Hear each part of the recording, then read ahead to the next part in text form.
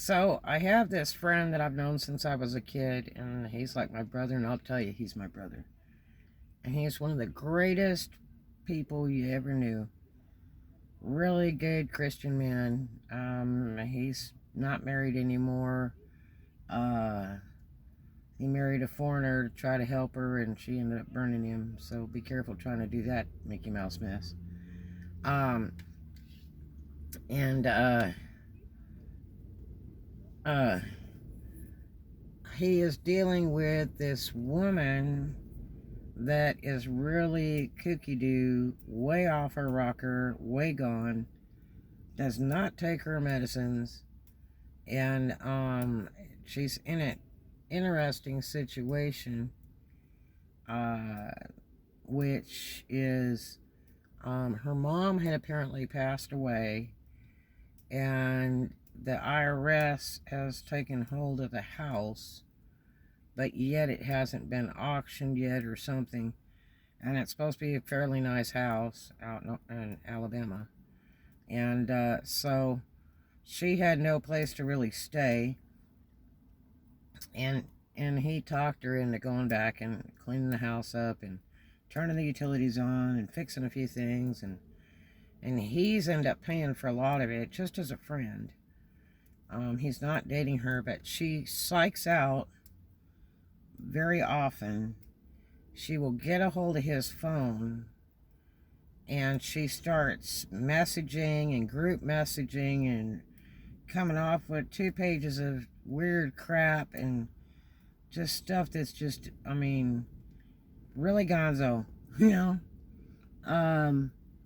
From bombs to aliens to presidents, religion, just whatever. And it's like, what is this crap? And she'll go day and night, so it'll be bing bang in your phone and about 30 other people at the same time. And then everybody's like freaking out. And one time she got his phone for about 2 weeks, and nobody could get a hold of him. And only a couple people knew the address of that house. And finally there was a guy that messaged me through there that I didn't know.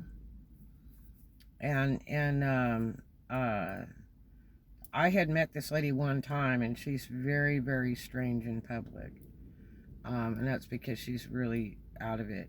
I mean, literally, she's out of it. I don't know what damaged her like that, but she's really out of it. Definitely out of it. And what concerns me is when people are dangerous to themselves or dangerous to others, and I really think she qualifies. I really do, because she's a very unpredictable individual, and the mouth on her. Now, like he says, oh, she has like 12 different personalities, and I named them all. And I'm like, ugh. And she gets into this mode where she thinks she sleeps with him, and she's, his girl, and da-da, and he's never slept with her and all. She's an older white lady, and she's real kooky, and he's black. And, so he's just a good, God-loving individual, and loves to help everybody, and he's got a little bit of money, and he's always kind to everybody, and he would split his last dollar with you. He's that kind of guy. And so he went in there and he turned on the electric, and I told him she could turn it on because when she's disabled, she gets a check, and they'll give her a special deal, because I have a friend that gets that, and she's got a really good deal with utility companies and even for rent. And so he didn't know that. And I said, it's really treacherous to put utilities in your name and somebody else's property. It's just not a really good idea. You'll probably regret it. So anyway, he did that. And then he wanted to get a lease from her in case she flipped out at one point in time, so that he can prove that he lives there. Well, the biggest proof, especially in the state of Alabama, is to have an address that is registered to your car and your driver's license, if you can. And they like to mail it to that address to verify that, that's really your address. Now, Alabama will tell you don't have to change your address every single time. I did that and paid like $30 every single time to change my driver's license until I ran across one lady there at the DMV that says, oh, no, you don't have to do that every time. And I was like, so anyway, he got her to write him a lease to state that he lives there. And I was like, man, I wouldn't move much stuff in there. Now, this guy owns a house, but he got some mooch from Texas that moved up in that house and drove everybody out that was living there. And then turned around and he moved his wife up from Texas, who didn't work, and he didn't work. And they've just taken over the house for several years, which this guy inherited it. It was like his grandmother's house. So he hasn't lived in it in years. He's like, well, I could go stay there anytime I want. It's like, why? I mean, they're kooky. They don't pay rent. They don't pay crap. They don't pay renovations. And I swear he pays all the utilities too. It's just like, why? I call the guy Manny the Moocher. And so anyway, he got this apartment, and then he was moving all kinds of people in that were kind of homeless or whatever. And then his kids showed up, and the grandkids showed up. And then he's got like 12 people living in this townhouse apartment in Dothan. And during the pandemic, and I'm like, aren't you scared? I mean, that's really close quarters, too many people, you know, with the pandemic. And he's like, well, you know, whatever. And I'm like, man. And he even offered me, he's like, you can come up here and stay. I'm like, no, that's right, thanks. You know, I can be in my car and be totally alone, you know. I don't have to breathe other coronafied air. It's not worth taking that risk. But anyway, so he's kind of bounced himself out of that place and debated last month on whether to give it up or continue it. And I'm like, well, you got all these other people living there, so you're paying the rent and the bills. Why? Because you also have your house that you haven't been able to live in years, and you're paying everything on that. And so, and then you're going to move in with this woman helping her get the house back in order because the IRS has taken possession of the house and it's getting ready to go up for auction because of the mother's debts when the mother passed away or something. And nobody's going into really checking it out legally, which I've advised them to do so. This girl's like related somehow to Terry Bullard, one of the finest lawyers in the Dothan area. And he'll tell you straight, you know. But I can imagine he probably doesn't want to have much to do with her because she's so darn kooky. And they say that she takes medicine, and if she's not taking it, she's really out there. He's admitted that too. Again, he doesn't sleep with her.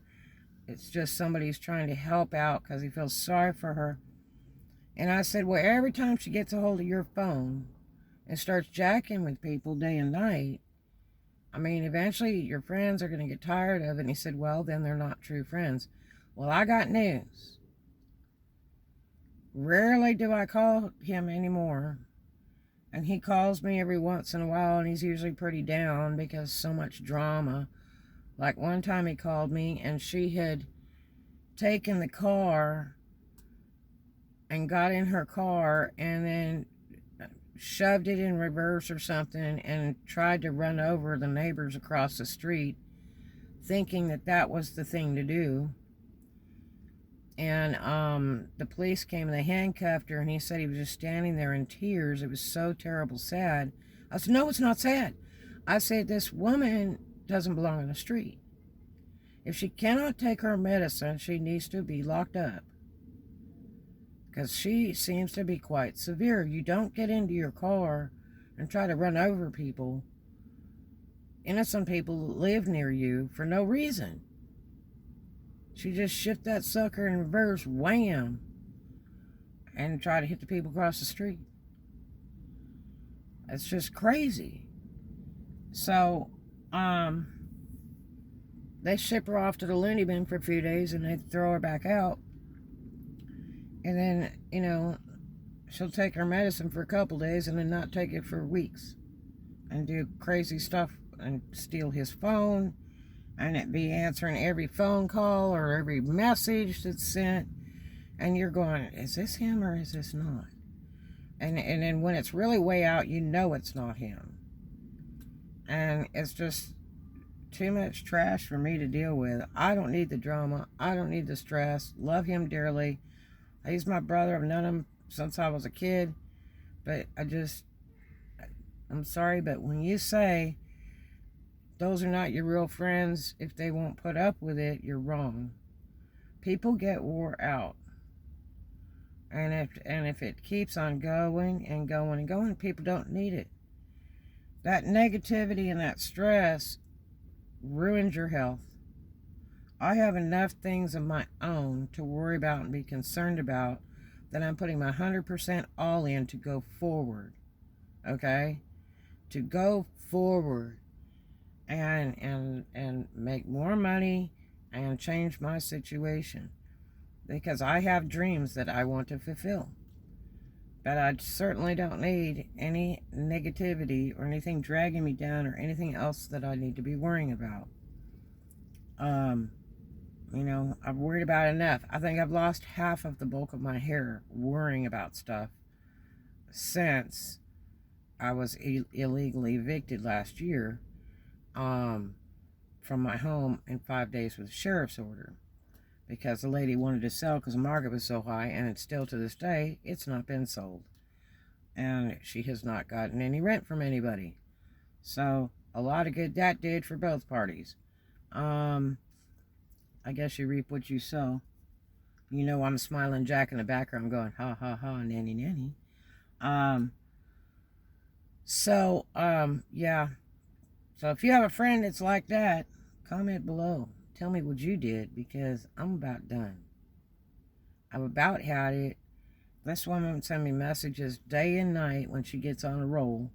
But it's not just me, it's anybody.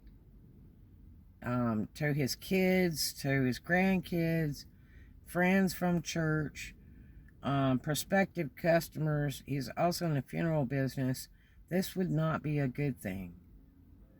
With her sending these weird, chaotic, jealous type messages, like one I got last night from her off of his phone, which I looked at him and was like, whoa, I know that this is not him sending this message. Because I've never slept with him. He's my brother. And she sends some stuff like, when I get through, then he will be glad to return your call later this evening when he's done with me. And I'm like, what? And it just, I don't know, maybe I'm thinking the wrong thing, but it just sounds nasty poo-poo to me, and I'm just, like I say, he's not sleeping with her, I'm not sleeping with him, and I love him dearly, but I'm about done with the drama. That's just too much for me. I'm almost to the point of blocking his phone, because it's just too much crap. She just endlessly send messages all day, all night. Weird, trashy crap just flies through my phone. And I don't need it. I don't need to waste my thoughts on any negativity like that. I like to keep my days happy. And, like I told him, I said, she's medically seriously ill. You cannot fix it any more than you can fix a drunk or a drug addict. They have to do it themselves. She knows she has to take that medicine if she wants to be out on the street. If she doesn't take that medicine, they're going to end up putting her in long term, probably where she belongs. Because she definitely needs supervision 24 hours a day to make sure she takes her medicine. Otherwise, she needs to be in lockdown in long term, where people make sure she gets that medicine every day whenever she's supposed to get it, to keep her sorted out. Because she just is not a good functioning human being in public. You know what I mean? She does stupid, dangerous things. I mean, can you imagine living across the street and a woman gets in her car in the driveway and slams that bad baby in reverse and tries to run you over. So you have to call the sheriffs. They arrest her, take her away for 3 days to the loony bin, and then cut her loose if she's back there again. How would you feel? What if you're out there mowing your lawn? What if you're out there going to the mailbox and this car just comes screaming at you? I mean, it's just frightening. You know? What if you're out in the front yard with the babies playing and this woman throws that sucker in reverse and drives over these kids? I mean, that's just too much stuff to worry about. People like that do not belong on a damn street. I'm sorry. I have a lot of heart for a lot of people. But the severely mentally ill, these suckers don't belong on the street. They just don't. That's just my feeling. Tell me what you think. Talk to you later. Love you. Have a great day. Do something kind for a stranger. And too much of a good thing is wonderful. We'll take a whole bunch of that. Talk to you later.